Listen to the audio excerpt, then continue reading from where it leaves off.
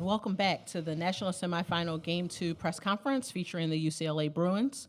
We'll hear an opening statement from Coach Close and then follow up with questions for our student athletes. Coach, we'll turn over the mic to you. Yeah, this is just never easy. Hard balance. Credit to UConn. They were the aggressors. They played more purposefully. They played more connected. They were tougher than us tonight. And, they handed it to us. And that being said, we got to learn from this. We've obviously gone to new heights this year, but we got to let the pain of this hopefully teach us to go to new heights next year and learn from this and be better the next time. Really unusual to be in this position at the Final Four and have 0 seniors in your locker room and have an opportunity to come back stronger, more connected, learning from this experience and be better the next time. And at the same time, wanting to honor our team for all the firsts that they had, how they represented UCLA on and off the court, how they, took us on a ride that has never happened at UCLA in a long, long time, and just really proud of their effort, the way they grew, the new things they accomplished. And so trying to balance that, we weren't our best selves tonight. And that being said, it's a 3-loss season. And I'm really proud of not only what they've accomplished, but the way in which they've gone about their work. And, we'll be better next time we're here. Thank you, Coach. At this time, we're going to open up our questions for our student athlete. We'll start on our right-hand side right here, and then we'll move up to you, Sabina. Hi, Bella Munson with the Next. For either of you, there were you had 14 turnovers in the first half compared to 5 in the second half, and that's when UConn really grew their lead. Just what would you attribute those early turnovers to, and was it sort of difficult to come back confidence-wise once they had forced so many turnovers?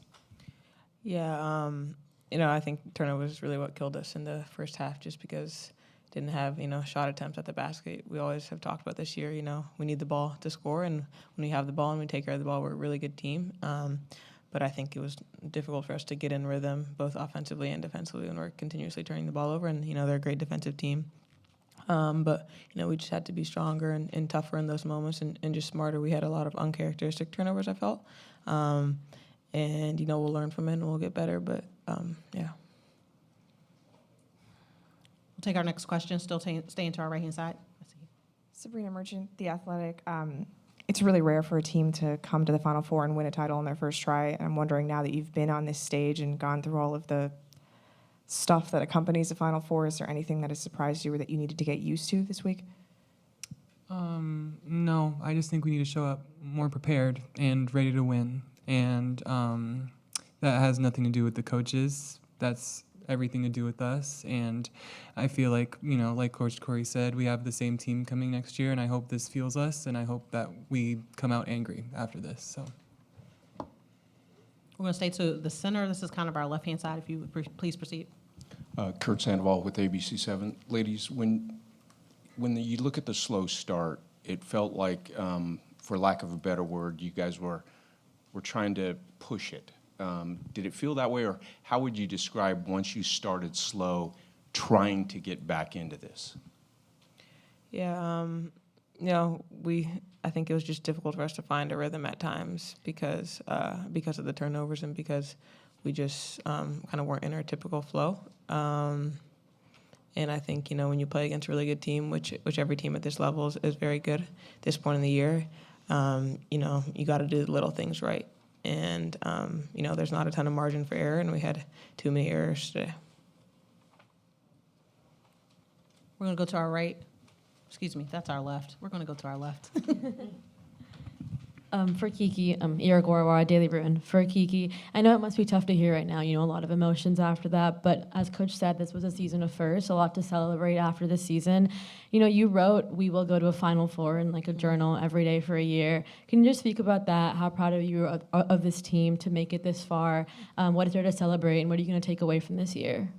Yeah, it obviously sucks right now, but, I think I'll do my best, and we'll all do our best to not forget what a fantastic year this was.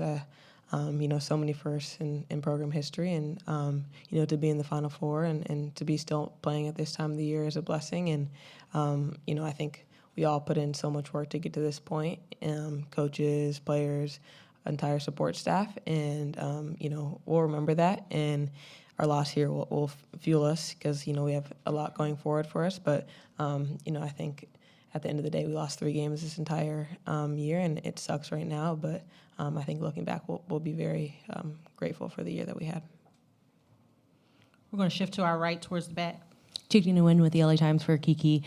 You guys had a timeout late in the second quarter. It was about 1:38 left, and Coach called the timeout, but you kind of pulled all your teammates together before the coaches could come in. What was kind of your message there to your teammates? And for Lauren speaking, if you could speak to kind of Kiki's leadership and how it kind of sets you guys up for next season to kind of come back after this. I can't remember exactly what I said at that timeout, but I think I was just trying to, the entire game, just preach to our team, to settle down, calm down, and enjoy it, and and play free, because we have prepared well, and we are prepared for the moment. But to play basketball, we know how to do this. We know how to take care of the ball. We know how to make the right reads, and I think we still struggle to do that throughout the game. But I think it's hard when we haven't been in this moment. But I still think that we're obviously a much better team than what we showed today. We've showed that in 30-plus games throughout the entire year. But yeah, I'm just trying to calm us down, and I feel like that's kind of my role in terms of vocal leadership, just to bring calmness and try to say it straight and just be clear.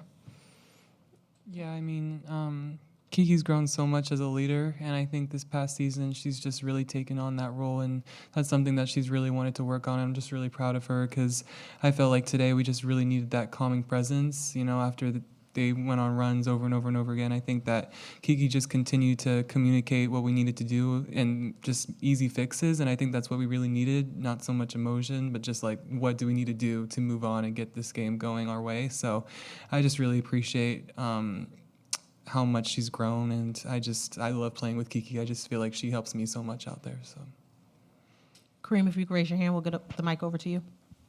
Hey, y'all. Kareem Copeland, Washington Post. One more for you, Kiki, on the uncharacteristic turnovers. Did you feel like they were doing something that kind of forced them, or do you think that was a little bit more self-inflicted?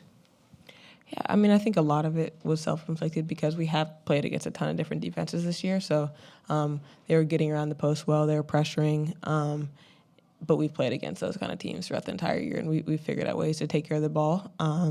But I said to us at certain points, I think it's both on the passer and the receiver. We needed to come to the ball.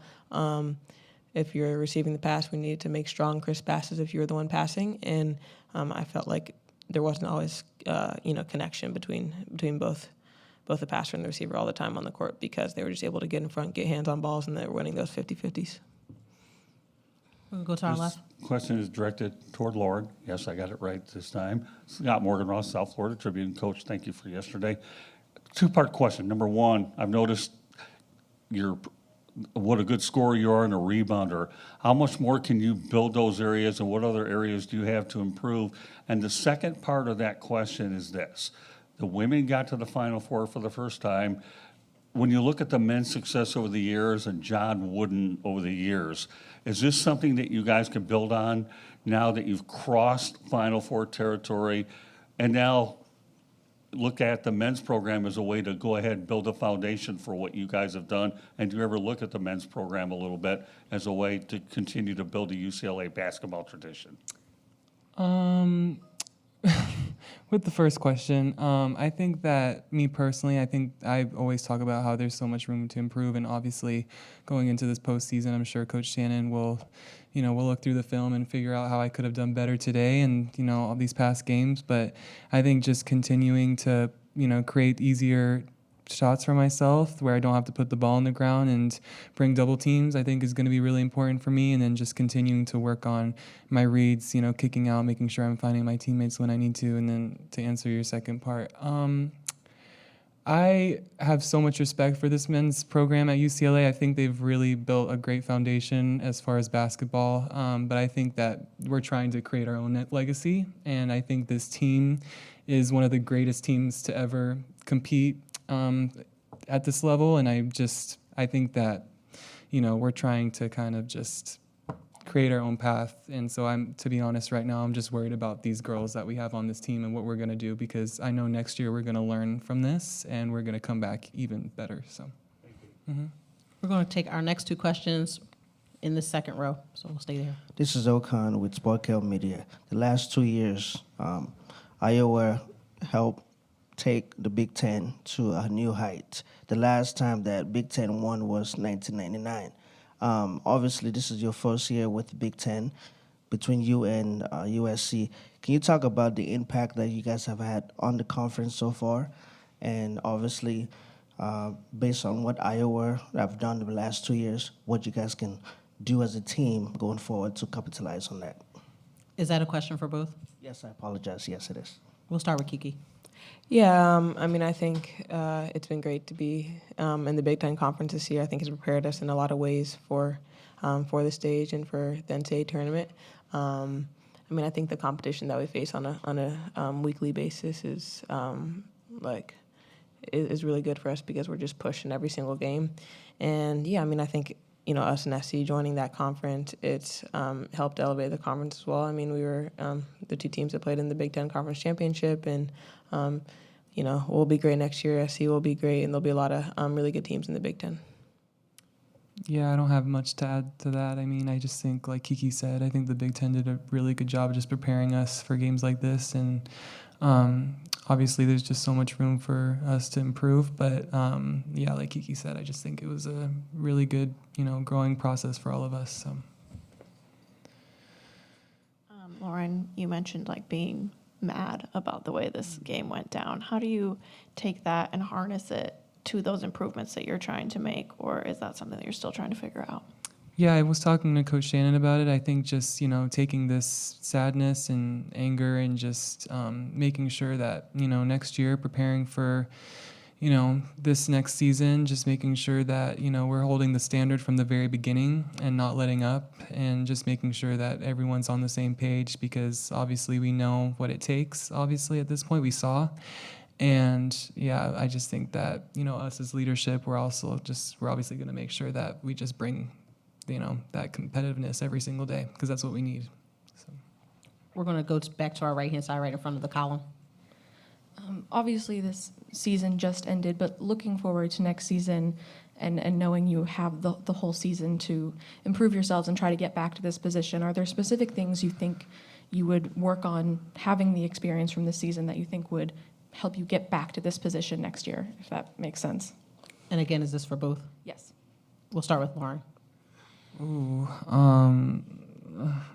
go ahead, Kiki. I'll let you go first. I think just continuing to build in our toughness. I think that's an area where we improved a lot this past off season, and we'll get better individually, skill wise, and collectively.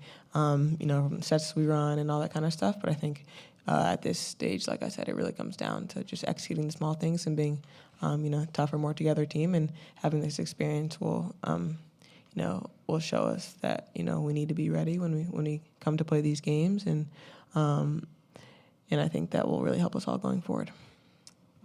To add to that, I would just say, I think our urgency and our competitiveness, I think we kind of lacked that a little bit today, and just recognizing this is the Final Four and our season is on the line, so we really need to recognize the moment that we're in and play like it. And we need everybody to show up that way. So we're going to take our final question via Zoom. Joe Pachowski, you are now permitted to talk. Please proceed with your question.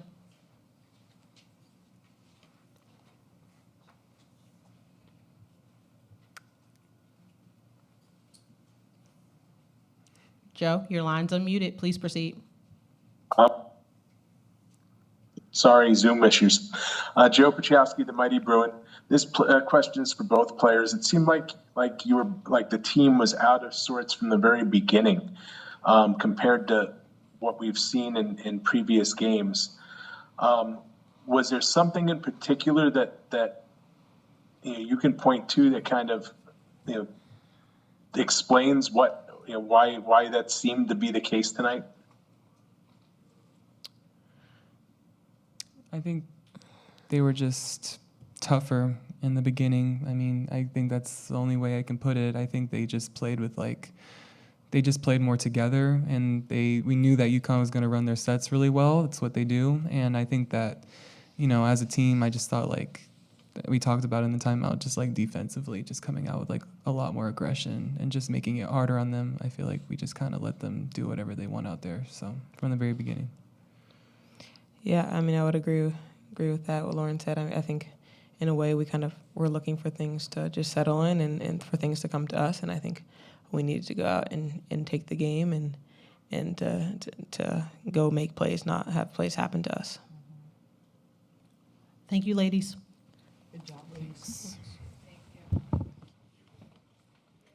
As we transition, a reminder that both Lauren and Kiki will be available over in the mix zone for the remainder of the 15 minutes of availability. We'll start with questions from Coach.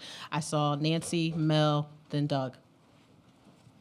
We can get the microphone over. Nancy, if you could raise your hand.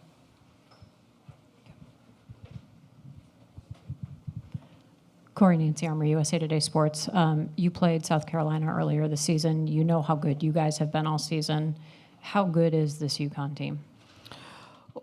Really good, and they've been playing really well the last 6 weeks of the year. You can tell there's a level of connectivity and purpose that they're playing with.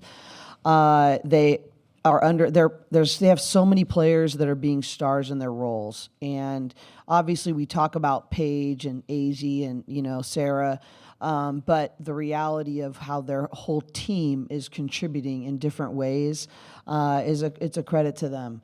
And obviously, some of that has to do with matchups. We match up a little bit better with some of the things that South Carolina does, and allows us to keep our bigs and our length, which is our strength, home in the paint, and where UConn really spread us out and those kinds of things. So I don't think it's not apples to apples, between those two teams, but credit to the way they played as a team with great toughness and purpose tonight, and exposed where we didn't.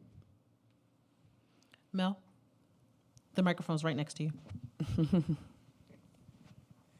First, actually, you could adjust. You lost 3 games, but you only lost to one program because you made it up on the other way. Well, but to be a scout Sunday between the two of them, because you had great success, which propelled you to the top and the one. What all do you see Sunday between the two teams? Well, I think that it'll be, it's such contrasting styles, right? And, so I think that the reality of who can play to that better. Most teams, you really want to be able to either be able to shoot the 3, which we did a better job, I thought, limiting that on how many threes they got off. They shot 16, which is, they made 7 of them, but that's less than, their normal 3-point attempt rate is higher than that. But they're going to spread, South Carolina out, and can they shoot 3s and then get layups through that? But the thing that makes UConn so dangerous is how good they are in the mid-range. They truly are efficient at all 3 levels, which very few teams are at the rate that they do it. But I think what you saw tonight is credit them for their defense. We talk about their efficiency on their offense, but I think their defense is they scramble. I mean, they were coming from double teams and running us off the line on inside out passes. Nobody has closed like that with us this year. And, I think that's one of the things we're going to learn from. But I think it's just so dramatically 2 contrasting styles that whoever can get the game to be played the way they like it is probably going to win. We're going to stay on our right-hand side. We'll go to Doug.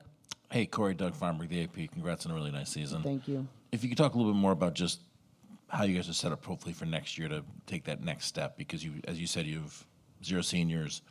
Unfortunately, in this day and age, you never know with transfer portal who decides to go somewhere, but if everyone comes back, how much this experience could help you with that group for the Well, future. I tried to talk to people, about what it's like for the first time, trying to get wisdom from people that have come before me. But the reality is you got to go experience it, I think. And, I'll go back with my staff and say, okay, what did we learn? What did this teach us? But I do think I've heard it from so many people that until you go through it, it is just a different level of got to be compartmentalization, all the things that are surrounding it, and then trying to be ready to play your very best basketball in a way that you haven't probably prepared like this all year long.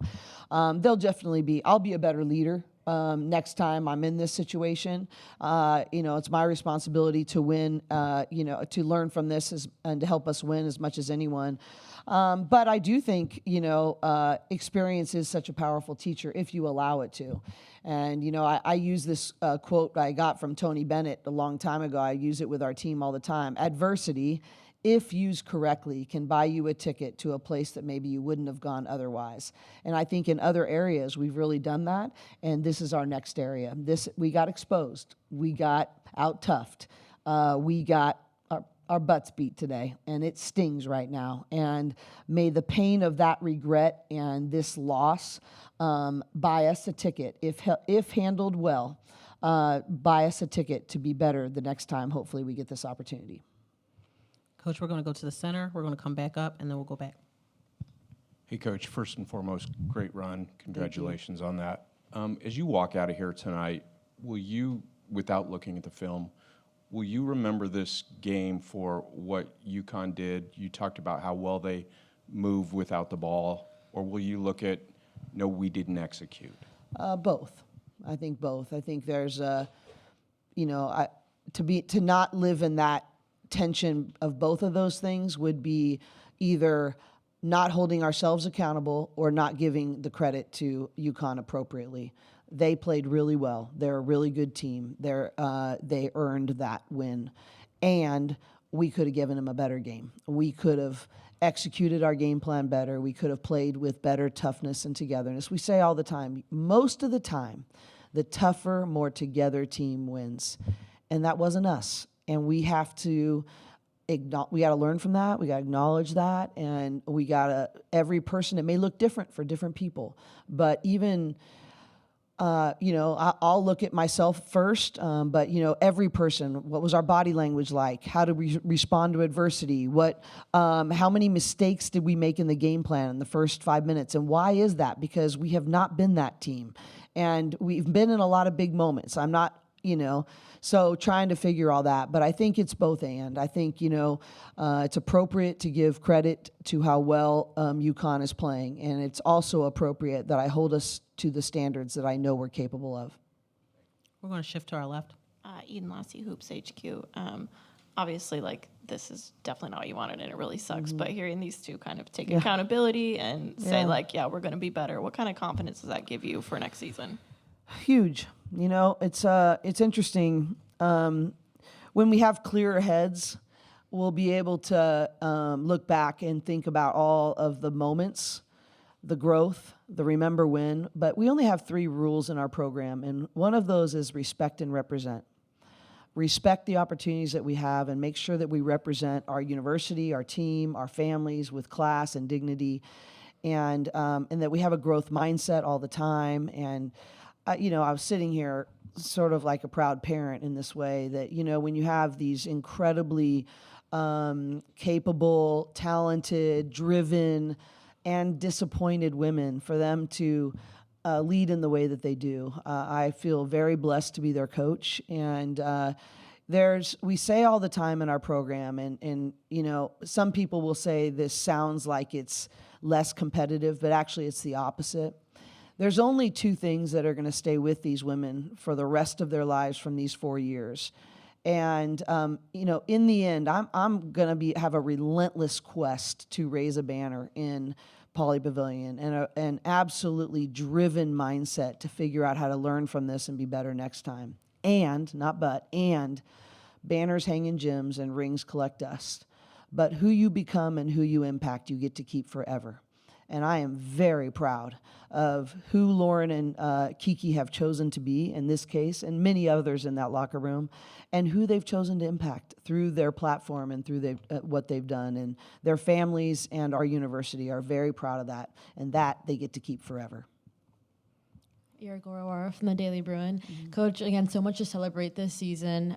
What has this season kind of meant for UCLA women's basketball, like this legacy in general? You know, speaking to Denise Cori earlier this week, she was saying that you and your coaching staff have built this, you know, program where players like Janiyah and Tamia, who could start on a lot of other programs in college basketball, choose to come to UCLA because of the culture you've built. And with the success you've had this season, just like what does it mean for the legacy you guys are creating?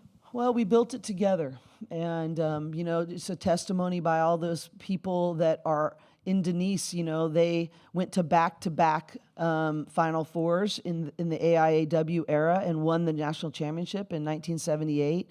And you could be jealous, or you could be like, oh, those guys, they don't know how good they have it, but they haven't been. I mean, there were half of that team that were there in the stands tonight.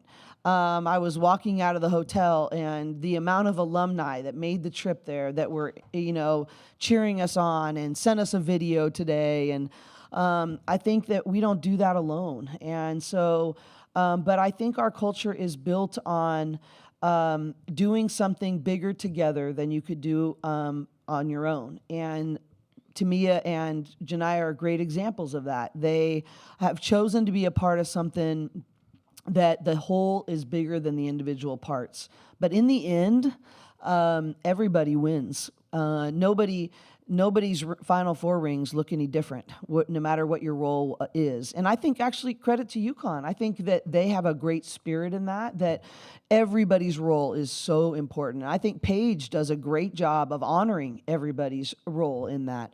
But the reality for us is that it is about teaching, mentoring, and equipping young women for life after the ball goes flat. But the great thing about it is that when you make those kind of choices and growth, it makes you a pretty dang good basketball team too.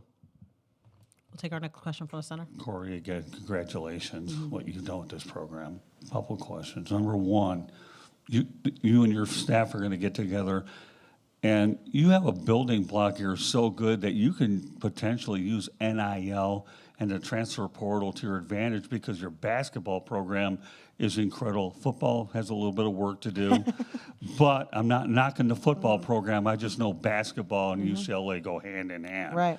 So how much are you going to be able to use that to convince other people to come here? And then the second part of that question is, I know the college coaches, men and women's alike, usually get along real well. Do you think at some point you'll reach out to Gino Auriemma and try to pick his brain a little bit and see how Cori Close can build as a coach? Because it seems like the respect that I've seen in the last couple of days with you two has been nothing short of a dynamite.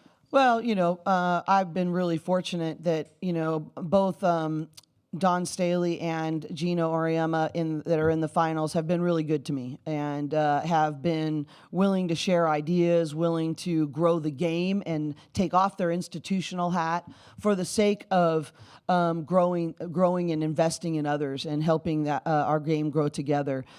So I think that I want to be known as a consummate learner, and that's my responsibility, is to get better every year. And they're obviously at the top of their game, and so I will continue to do so. But I have already, and I just want to learn from whoever I can all the time.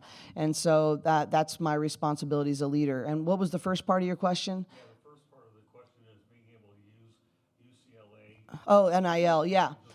Well, we've been really able to leverage that, because not only do we have some great corporate sponsorship and team deals of true NIL that has been really helpful to us, but we're in the #1 media market in the United States. And so we've been really the beneficiary of that. There's a lot of challenges, and we're in a very transitional time with rev share coming and how that's all going to work, and clearinghouse and so on and so forth. I won't bore you with the details, but we are really committed to lead in that space and to try to stay mission-minded at the same time. And that's really the challenge, is that, you know, comparison is the thief of all joy, and money can really hold people back from a growth mindset. So my job is to provide opportunity, because I love that women are finally walking in greater opportunity, both financially as well as exposure and all the things that we're seeing in the growth of our game. But in the end, just making a lot of money and having a lot of comparisons, it's going to slow your growth and steal your joy. So my job is to try to leverage opportunity and maximize opportunities while still staying mission-minded and pouring into their hearts first.